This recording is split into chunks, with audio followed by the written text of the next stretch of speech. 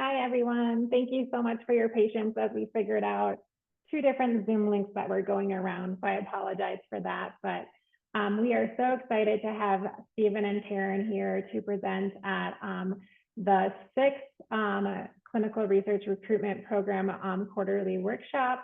I know that we're a little bit behind schedule, so I'm not going to take up too much time. We had some slides to kind of give an overview, so I'm just going to show one because I think it is pretty interesting. It was two of the questions that we had asked when you guys were registering for the workshop. So I'm going to quickly pull that up as we are having individuals join us, and then we'll get started shortly. As I'm pulling up that slide, just so you all know, we're going to save questions and answers for the end. But as Taryn and Stephen are presenting, please feel free to put any and all questions, comments in the chat box, and Sarah and I are going to be monitoring that throughout the presentation and compiling all of those questions and comments for the end. And then we will just take them in order, and we will read them aloud, read all the questions aloud, and then Stephen and Taryn will answer those at the end. So I thought this question was really interesting. So we asked you, as you're registering, what is your level of experience enrolling LGBTQ plus participants? And so it was really interesting, the level of experience. So 5% had a lot of experience. 26% of registrants had moderate experience, 45% had limited experience, and 24% had no experience at all. So just wanted to share that information with everybody before we got started. So I'm going to stop sharing so we can allow either Stephen or Taryn, I don't know who is going to be sharing your slides, but everybody and you guys can get started.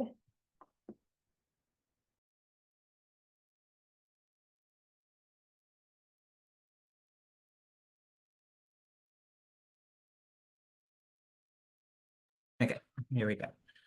Hey everyone, my name is Stephen Burton, also go by Stevie. I use he, they pronouns. I'm the program manager for the LGBTQ plus hub, and I'll let Taryn introduce themselves as well. Hi, I'm Taryn Bogdevich, Z, them, or they, them pronouns. I am a research services senior professional with the Department of Family Medicine. Thank you so much. Today's presentation is incorporating LGBTQ plus inclusive language in research and study practices. Go through this.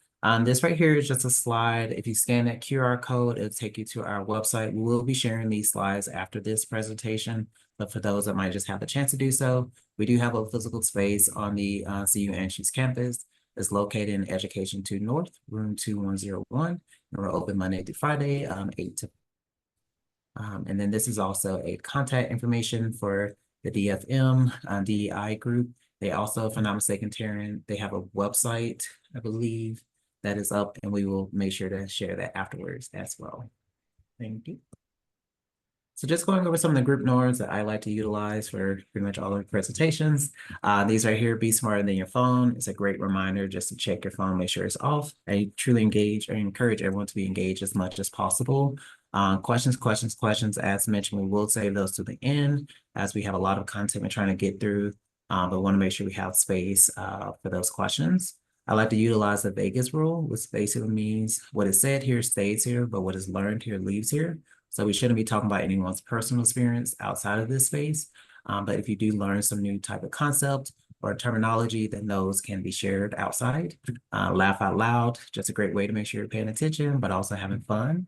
Share the airtime. If you feel like questions in the chat, once we get to that Q&A, just be mindful that others might have perspectives that they would like to talk about or lived experiences. And the golden rule of all, reserve the right to change your mind. A lot of us are brought up in a certain way that might not be inclusive of all identities. So we encourage you, if you haven't done so before, please you have the right to change your mind in this space. Just going over some of the objectives for today, as we just saw in that slide, that we do have a variety of experiences based off those that are in the space. So we will provide an LGBTQ plus 101, really talk about the inclusive languages in research and why that is important. We'll explore how to navigate some of the power dynamics that you might face in research. And then really towards the end is really where we want to hit home towards what is an effective ally?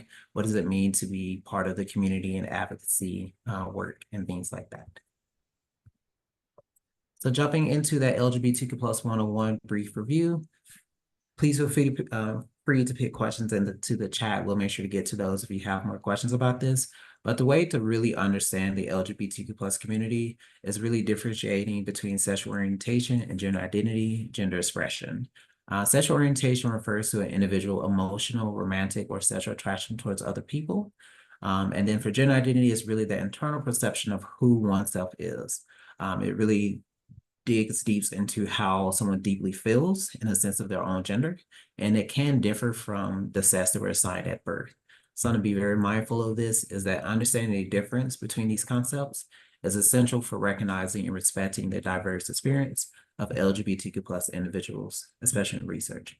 And we have a couple of slides where we'll kind of dig a little bit deeper into that. I'm more of a visual person, so we do have a couple of visual slides to really understand the difference of these. And unfortunately, in research, they have a tendency to be lumped in together, and we'll try to explain that to you. 1 second. So specifically around that sexual orientation, gender, sex, and gender expression, I like to separate these into these kind of categories here. The sexual orientation, as we mentioned, around romantic sexual attraction towards others. Individuals could identify as straight or heterosexual, gay, lesbian, bisexual, asexual, pansexual, demisexual. There's a variety more. When it comes to sex and gender, these are often confused to be one of the same. When we talk about sex, we're looking for those characteristics that we can see, such as like your anatomy or chromosome, things like that. We categorize individuals based off female, male, or intersex, or more commonly known today as difference of sex development. So individuals could be XYY chromosome, XXY, a variety. They don't necessarily just fit into a female or male category. Going back to that, gender is the internal perception of who we are. A lot of this is going to be based off societal norms or expectations. If you do a little bit of history around where those, and it is very much set up in the binary. What binary means is like man, woman, boy, girl, kind of two systems. A lot of people do not fit into those two systems, those two boxes. So with gender, you can have woman, man, gender queer, gender fluid, gender nonconforming, agender. And then just gender expressions, how does an individual go about expressing that gender?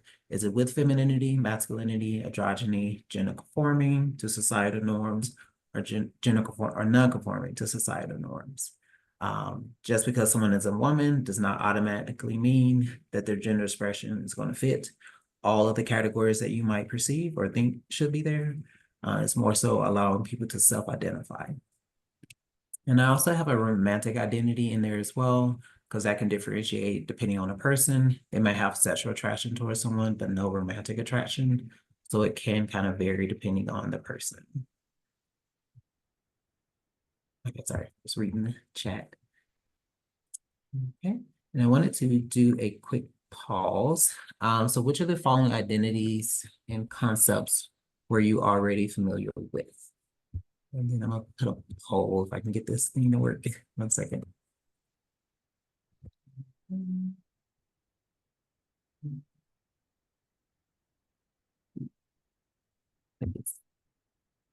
Nope, not that one. Okay. Let's see. Could y'all pull up this poll if I don't have access to it? Let's see if someone else can do it. Yeah, Stephen, I'm happy to help pull up the poll for you. Thank you. So which of the following identities and concepts were you already familiar with before coming into this space?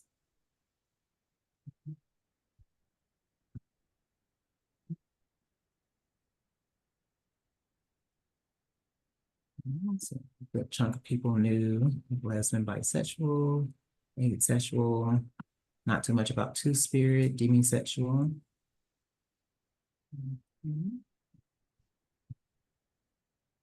Almost got 85%. I don't know if it requires me to do it too.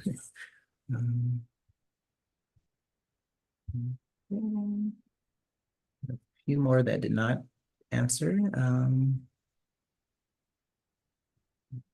Move in that poll so I can share that. real quick.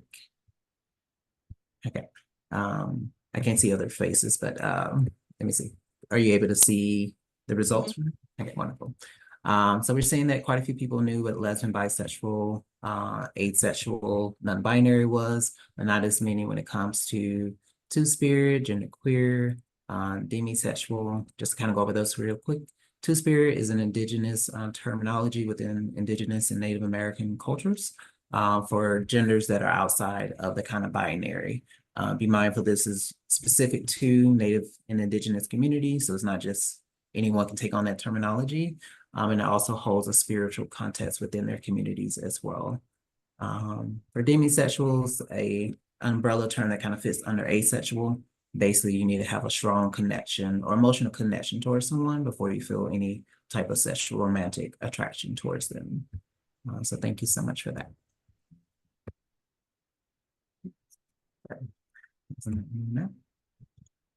And this right here is just to kind of going back to that visual aspects of it. Some of you might be more familiar with the gender bread person or the gender unicorn. There's an exercise that you can do with this to really kind of break it down further. If you're having a hard time understanding how is it that someone can be male, but also identify as a woman. And it really helps you kind of conceptualize all of that. Just to have it here just as a visual. So around the identity, going back to the internal perception, who you are, that attraction, romantic, sexual attraction towards others, sets of those characteristics that we're looking for around your anatomy, around your chromosomes, and things like that. And then your gender expression. Is that with femininity, masculinity? Is it with makeup, longer hair, more rugged? You can express that however one might feel. And I, in the past, when I've done workshops, I've had the genderbread person, which, by the way, you can look for a PDF online. I've had people fill this out for themselves. I think this is something that can apply to everyone. And if you are interested, definitely take some time to find it online and fill it out for yourself. We can share the link as well.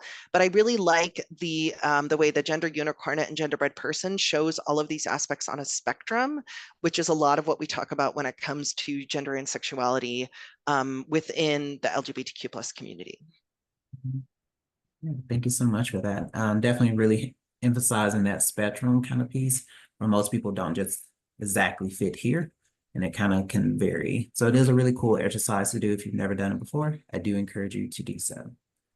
This is just kind of really summarizing what we just kind of went over is around sex. What are your biological attributes? That's the question. The answers, female, male, intersex, gender, how do I see myself? How do I express myself? Sexual orientation, who am I attracted to? And just very simple in that. We can definitely have more time. If we have more time, we can talk more about it, but just making sure we have that foundation as we move forward into this presentation. And so just some additional key distinction to be mindful of. Please avoid assumptions. It is really easy to do assumptions. We do it, especially here in America, where we're very fast paced. So we might be looking for appearance, someone's name and mannerisms.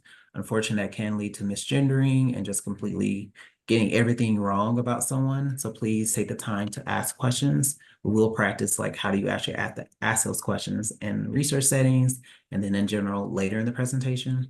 But just keep that in mind, avoid assumptions, and then really hitting home intersectionality, being mindful that there's multiple identities that individuals hold, and sometimes those can lead to discrimination or also some type of privilege that individuals might have based on their own identities. Keep those in mind as we move forward. So I wanted to add this in because I work with older adults, and one of the things that I often hear in response to asking gender-specific questions is, what is this new terminology? What is this new thing? Or even sometimes people saying, these young people are making it all complicated. But to be quite honest, it's not new. I would say, so the evidence in Mesopotamia, this comes from around 4,000 years ago, there was a third gender. We also see in Egypt, there was terminology and language around a third gender there as well. In Asia, there are the Hijra people, which if anyone is an action film fan and has seen the movie Monkey Man, they were featured in that action film. It was really cool to see them. And in Europe, the Scythians, I'm probably pronouncing that wrong. As we talked, the Two-Spirit and Native American culture, which again, as Stephen mentioned, that is just one piece of terminology. Obviously, different tribes will have different language around that. Next slide.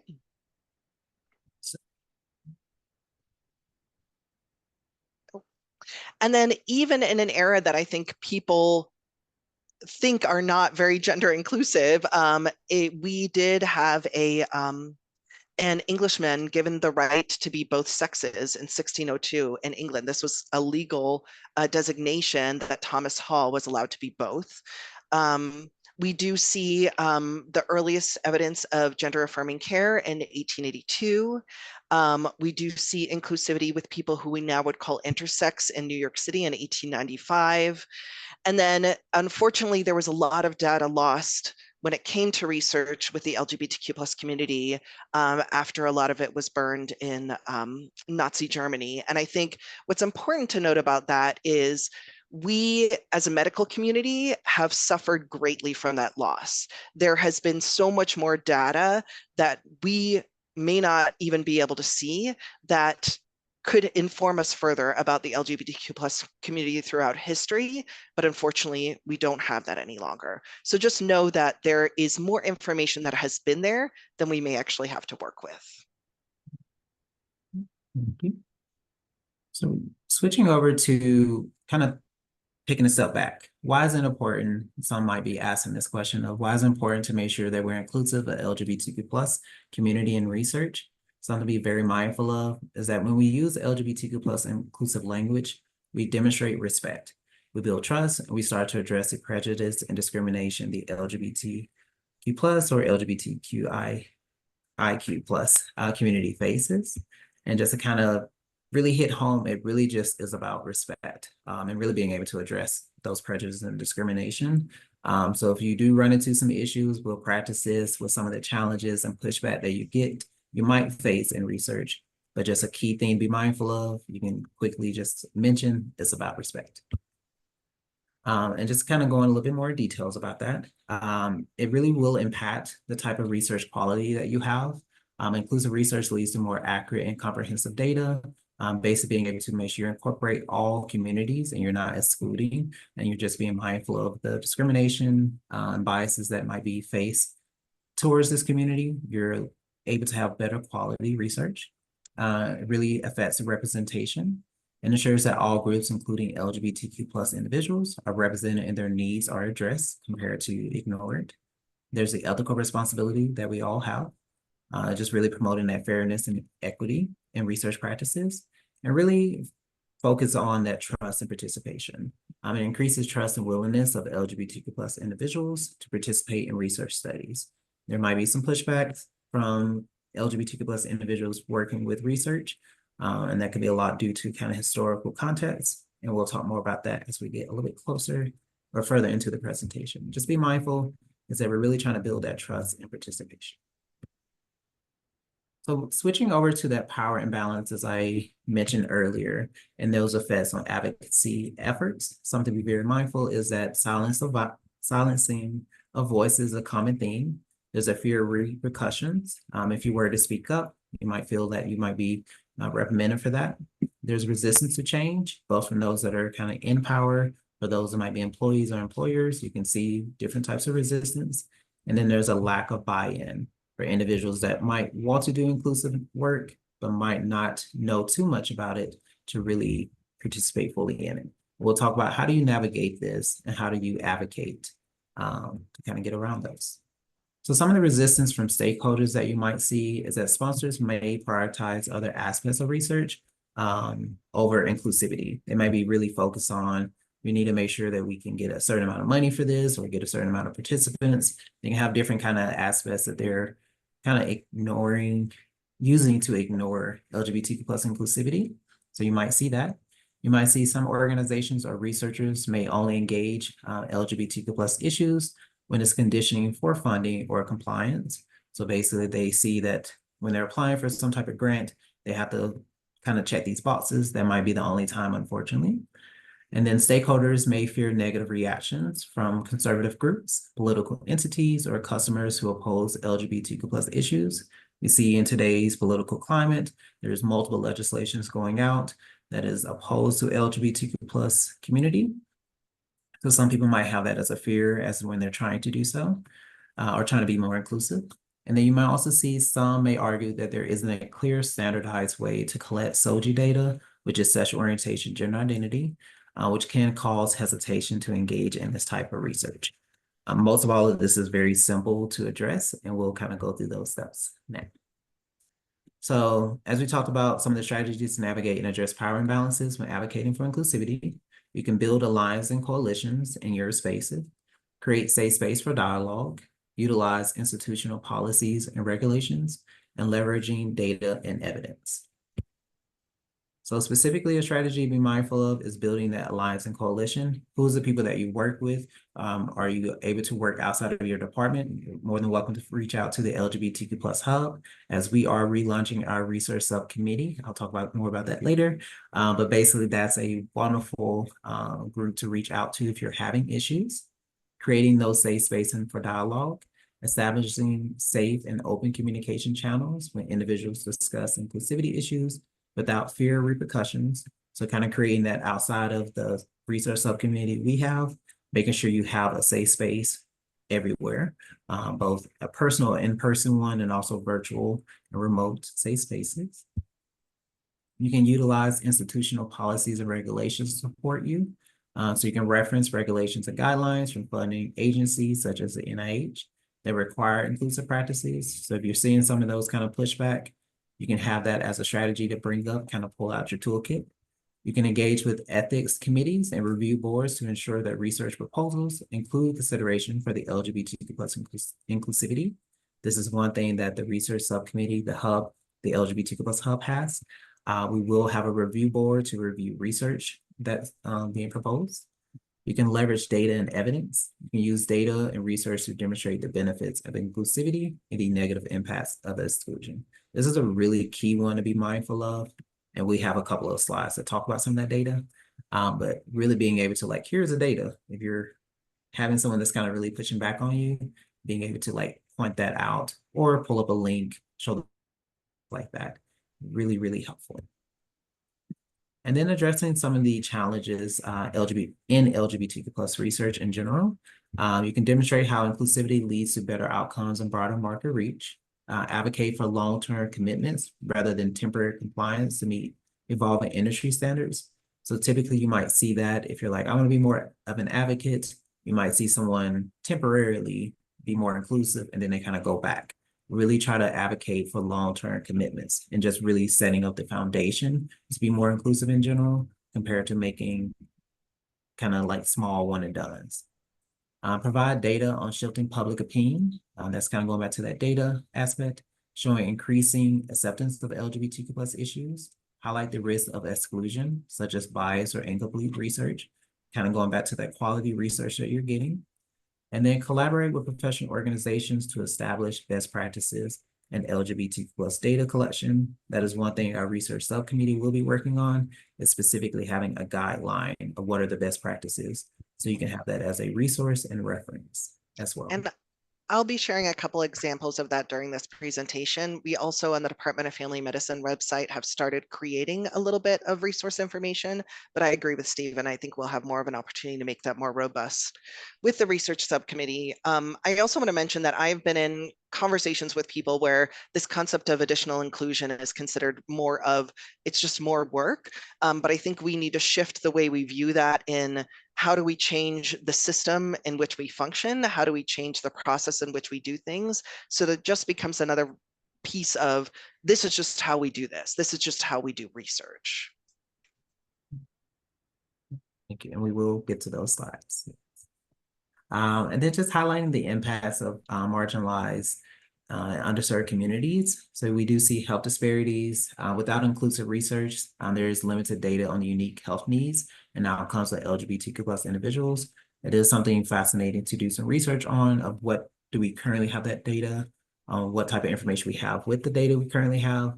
And if anything, we can see more of those health disparities that are unique with more inclusive research. But unfortunately, we kind of don't know all of them currently. There's also unaddressed public health risks. Without inclusive research, public health initiatives may overlook or inadequately address health risks that disproportionately affect LGBTQ plus populations, such as HIV, AIDS, substance abuse. And then there really is that invisibility in data. Research that does not include LGBTQ plus perspectives can produce skewed findings that do not accurately represent the diversity of experiences within a population. So for example, going back to how LGBTQ plus is often just thrown in together. So for bisexual women might be having unique health disparities compared to gay men. We're able to kind of look into obesity rates right now, and we can see that. But just in general, there's a lot of data we still don't know because research is not always inclusive of the LGBTQ plus community, but we're working on it. And then just kind of finalizing what are some more practical tools and tips for your toolkit. Please feel free to report findings of inclusive and respectful manner. Make sure to do that in a respectful, inclusive manner, highlighting the implications for LGBTQ plus communities. Confidentiality and privacy, that is a really big one. Ensure that confidentiality and privacy of LGBTQ plus participants, especially regarding sensitive information. And then obtain informed consent that clearly explains how data will be used and protected. A key thing to be mindful of this is that a lot of the LGBTQ plus community are just afraid of either coming out or their data information being used for nefarious reasons. So you can clearly outline how it's confidential, how it is privacy, or how it's private and protected, will allow you to have more of a interactive reaction or interactive relationship with the LGBTQ plus community. And then use inclusive demographic questions. For example, going back to SOGI data collections to accommodate a fluid or non-binary identities, kind of going back to that slide where we had all those colors. Instead of providing other as a fill in the blank option, it is recommended to have another gender identity, please specify. So to emphasize, just make sure not to use other typically, but if you specify you have another gender identity, please specify. Other kind of for some people feels like other than, you're still othering, making them feel excluded in a sense.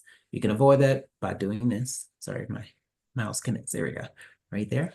And going back to the avoid assumptions about gender and sexual orientation, be inclusive and neutral language by using inclusive neutral language. We'll practice some of those in the next slide. But we'll take a quick pause. I do encourage anyone that feels comfortable coming off mute, or if you can put it in the chat, I'll read it out loud for you. Are there any assumptions you hold about gender, sex, or sexual orientation that could affect your use of language?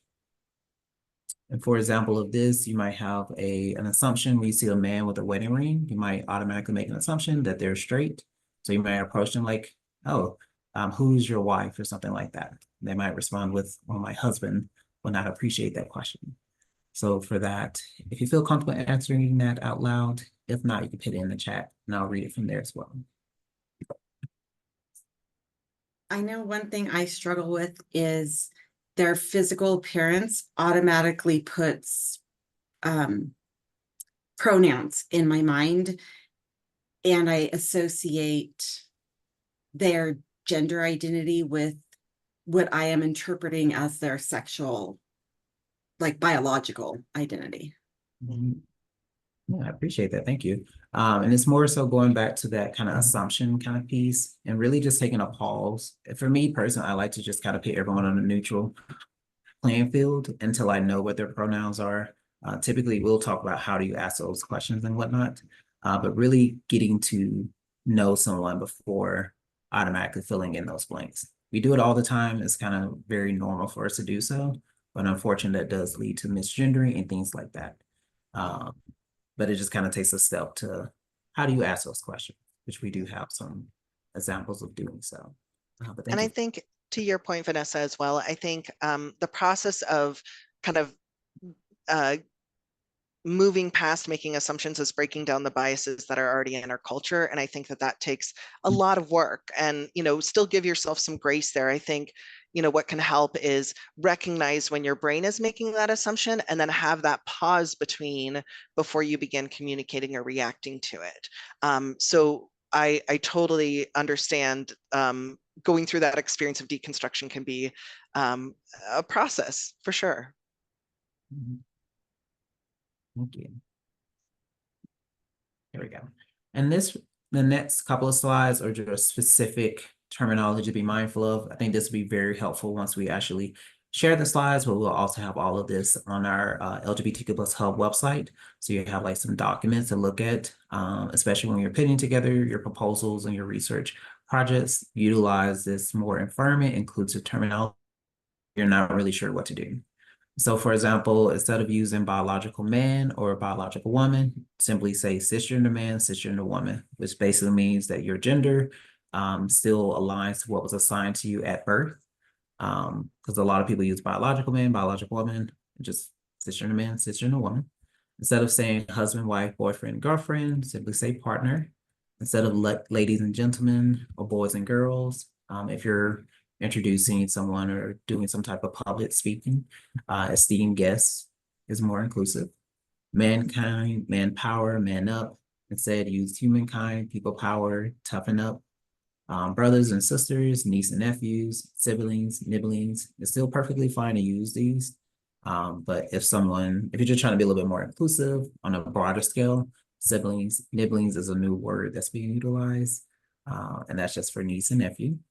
Instead of born female or male, assigned or recorded male or female at birth.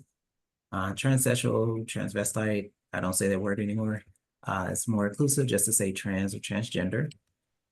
Mother, father, parent, caregiver, guardian, both genders, opposite sex, use all genders, mailman, fireman, policeman, mail clerk, firefighter, police officer. For a good chunk of at least English language, there is some type of more inclusive terminology. In different languages, we're seeing that kind of shift and change in languages to be more inclusive, but not all languages are affirming inclusive just yet. Just as a society, human society, we're working on. And I just want to call out really quick the cisgender piece. Again, as someone who works with older adults, I think part of knowing when to use some of this terminology is also knowing your audience, right?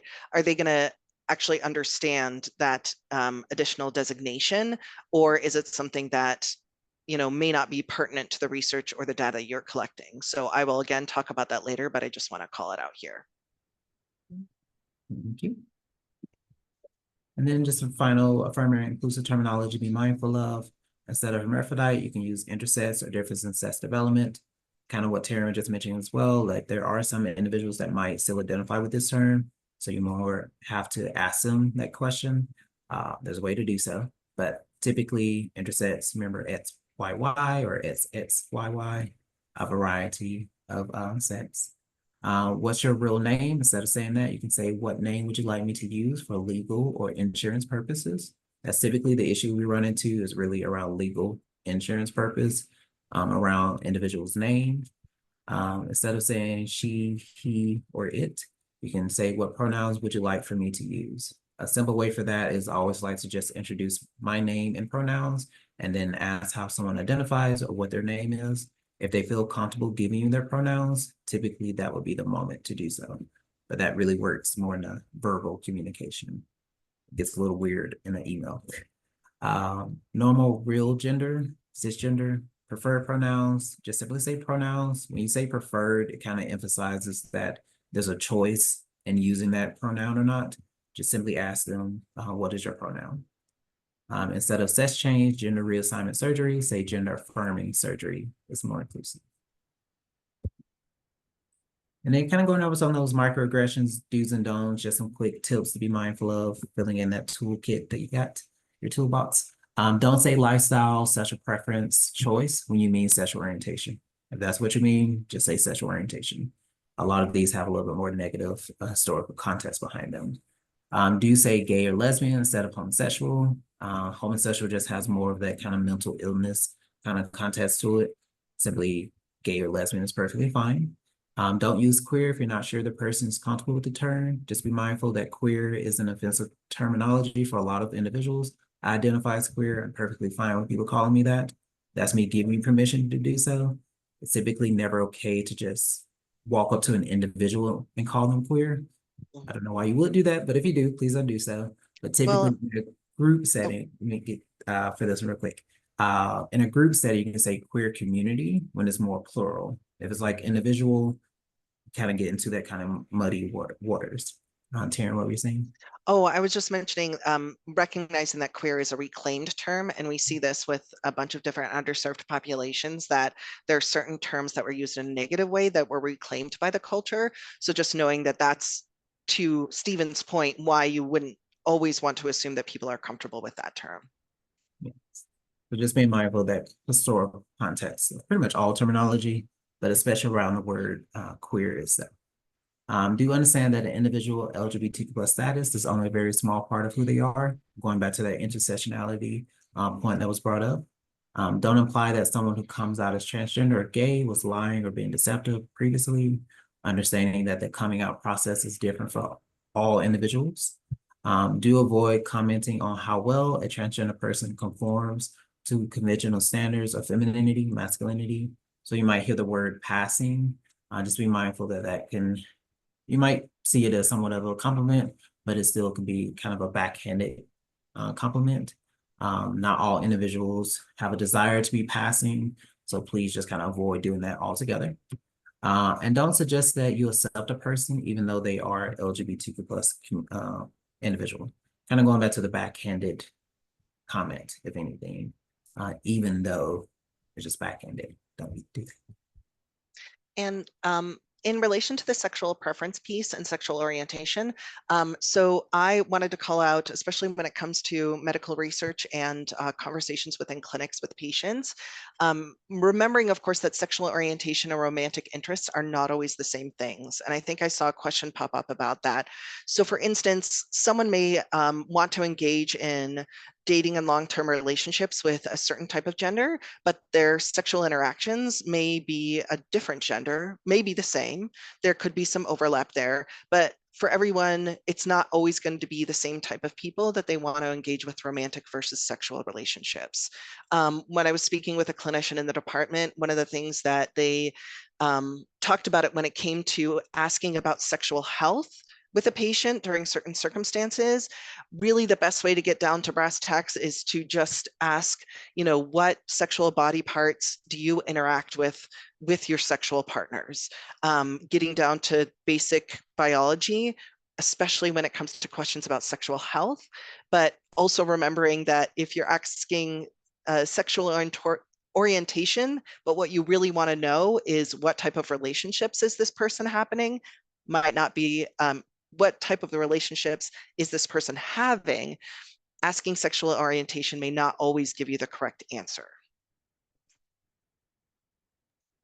Thank you for that. I think the next one is yours, Steve. Yeah. Oh, this is mine. I was like, I have so many notes on this slide. It's me. Okay. So what I think is super important when it comes to creating research studies is being able to engage with community members at the onset. I think that's not the best habit that we have as a research community, that we kind of chug along and do things how we've done them before. Being able to get input and inclusion with LGBTQ plus community members and organizations, if at all possible, can be extremely important to how you are able to make adjustments to the way that you're either doing outreach, the way you're setting up your surveys, the way that you're going about your research to be able to get adequate data that includes that community. I think, the use of advisory boards or patient family advisors, whenever you're able to engage with them, great resource for that. So the language aspect of this. So I think a lot of what I see when it comes to studies looking for specific genders, or actually when I see studies that are looking for a variety of people, I will often see the language asking for men or women who blank. And it leaves that question of, well, can it include non-binary people? Can it include people that were assigned, male at birth, but are a woman? So I think keeping an awareness of what type of language you're using in any form of communications can really reflect the level of inclusivity that your study has. Mixed methods, I feel like this is always something driving home. There's so much lost in quantitative analysis alone. And I think you can hear that with our talk about terminology is even in the best case scenario, when we can set up studies and surveys to collect a wide variety of set experiences or terminology, there's still going to be people that fall out of that set category. So mixed methods, extremely important as far as I'm concerned when it comes to inclusivity. Ask if you don't know, how to word something in your survey, reach out to someone who you know is a resource. It's okay that you don't know. It's more important to learn along the way. So I'm sure there are people, including us, that you can certainly reach out to, if not for answers, but for resources to people you can work with. Next slide. So when asking questions when it comes to research, I think it's really important to ask yourself, what information are you actually wanting? Again, that comes to the point that I made about sexual orientation. If you're doing a study that wants to, like for instance, if you are doing a study around caregivers and you want to better understand their day-to-day life and the relationships they're engaging in, it might be more important for you to know what their romantic relationships are like, because that may affect them more on a day-to-day basis than their sexual orientation. Again, could be both depending on the person, but what do you actually want them to respond with? What is the answer that you're looking for? The other piece that I mentioned a little earlier as well, the who are you asking? So it's extremely important to be as inclusive as we possibly can, but that also takes an awareness of terminology that people may be familiar with. So I actually have a slide after this one. Working with older adults, we want to include inclusive information. That's redundant, sorry about that. But we also need to know that there may be people that could be more confused by an extensive breakdown, and we may again not get the responses that we're actually looking for. The other piece, so that where is the information going? As Stephen mentioned, I think this can really help the trust concerns. So sometimes we will look at EHR data at a clinic that we're working with, compare it with the responses on a survey that we asked, and those could be two different responses depending on where that person feels safe sharing that information. Sometimes that can be understanding where the information is kept and where is it going. Will there be adequate representation of this demographic? So there may be reasons that people will not answer questions honestly if they are worried they will be singled out. For instance, we had a department survey, and at the time I was the only non-binary person. So I was hesitant in filling out that survey because I knew whoever was reviewing the data is going to see one person designating their gender as non-binary. I'm the only one, so it's me. So just another thing to consider when it comes to collecting the information and communicating how it's going to be used and where it's going to be saved. Next slide. So I wanted to add this as an example. So this is on a project I'm currently working on around older adults and advanced care planning. This is the survey questions we are using, and these are the examples we give. So we wanted to be sure to include, of course, non-binary and transgender people, of course, being reminded that some non-binary people are transgender. So in a ideal circumstance, this could be a select all that apply, and I will actually share that in the next slide. But we also recognize that so far in the study, we haven't had a lot of gender diversity in the patients that have chosen to participate, which could mean a lot of things. It could be something as simple as the demographic of the older adults in the clinics we're working with are not very gender diverse. It could be that we may have not engaged enough initially with the LGBTQ plus community when it came to outreach, so that we could have used language or done some active intentions when asking people to engage in the study. It could be that the people enrolling in the study only choose to identify as male and female. Again, remembering that someone who is transgender can be male or female. They don't have to add that caveat to the front of that. They are male or female. And then it could also be, like I mentioned, where they feel their data is safe. If they're giving information to their clinician that they have a better relationship, the data in the AHR may look a little bit different than what you're collecting in your survey. Next slide. So this is something that I would recommend for a demographic that may be more familiar with this terminology. Again, select auto apply, knowing that some of these things can overlap. Again, also when collecting gender, remembering, what is the purpose of this data that I'm collecting? I added in the transgender masculine and transgender feminine. Again, not necessary, but some people who are transgender choose to represent in a way that might be leaning more masculine or more feminine. But again, just as an option to expand that section. And again, as Stephen mentioned, rather than the other, but also allowing people to fill in the blank, making sure that you are able to cover all the bases of what people's experiences are. But yeah, I think that's all for me, Stephen. Next slide.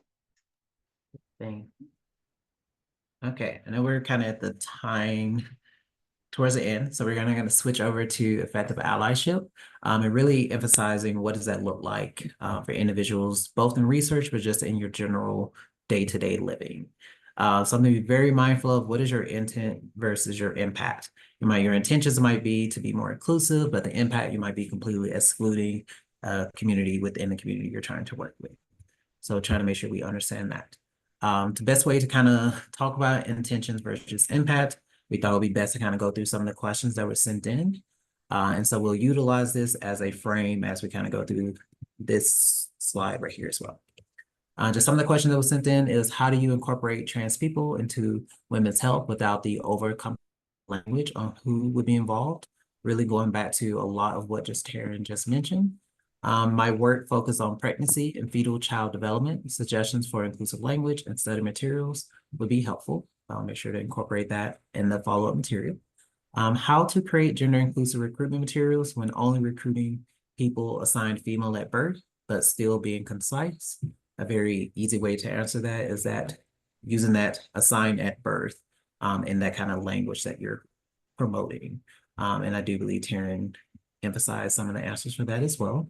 What is applied incisive way to ask the person pronouns? As I mentioned earlier, always introduce yourself first in your pronouns. It's never really best practice to force someone to give their pronouns, because it's just not polite to do anyway. But typically, if you just introduce yourself, that's the best way to do so. How do you handle or consider backlash from cis respondents about inclusivity measures, such as asking preferred genders? We'll walk through that one in the next slide as well. And interested in issues, concerns, and questions, accommodations, outreach with LGBTQ plus older adults. And Taryn answers some of those as well.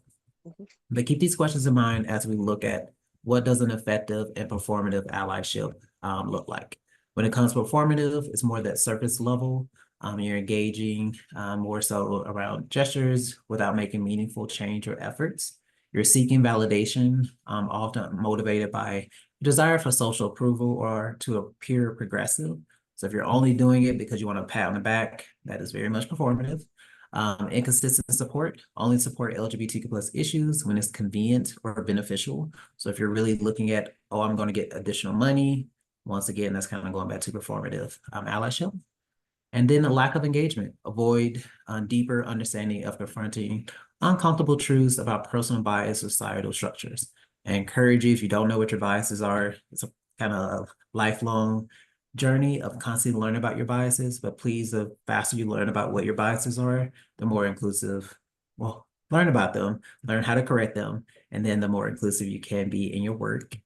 And then just around that genuine allyship, making sure you're continuously supporting LGBTQ plus individuals through actions, advocacy, allyship, even when not observed. You're seek understanding. We're all human. We're going to have that culture of humility. We're going to understand that we're going to make mistakes, but we're going to learn from it. We're going to use our privilege responsibly, actively using personal or institutional privilege to uplift LGBTQ plus voices and push for systemic change. And then that personal accountability, reflect on one's own behavior and take responsibility for unintentional harm. Just a final statement and a call to action to be mindful of. It's important to recognize that language is constantly evolving. While some terms are considered inclusive now, it's important to stay updated, listen to individual preference,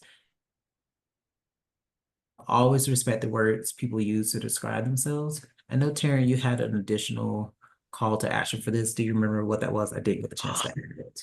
Just I want to give you forgot. space. It was something great. Go forth. Oh no, I do Yeah. remember what it was.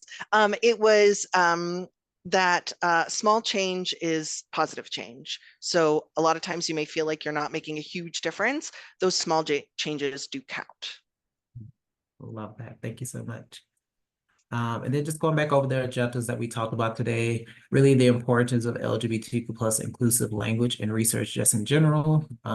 Really kind of emphasize very quickly, LGBTQ plus 101. We do provide trainings on that, a full presentation on that. If you're still confused on that, please feel free to reach out to us for that.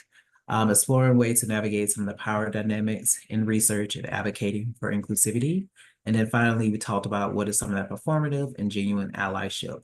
We have an entire presentation on that as well, if you need to further understand what does allyship look like. You're doing that correctly. I do have a post-workshop survey. I'll leave this up very momentarily. We will send this out afterwards as well. And I do believe Kylie also has a post-workshop evaluation as well. Feel free to do both of those. I know we're at the very end of it, but I stop and answer questions, and I'll stop sharing, but also thank you. So we do have some questions that were submitted in the chat. The first one, and Taryn, you somewhat addressed this, but what is the difference between sexual orientation and romantic identity? Do you want to add anything or elaborate on that question?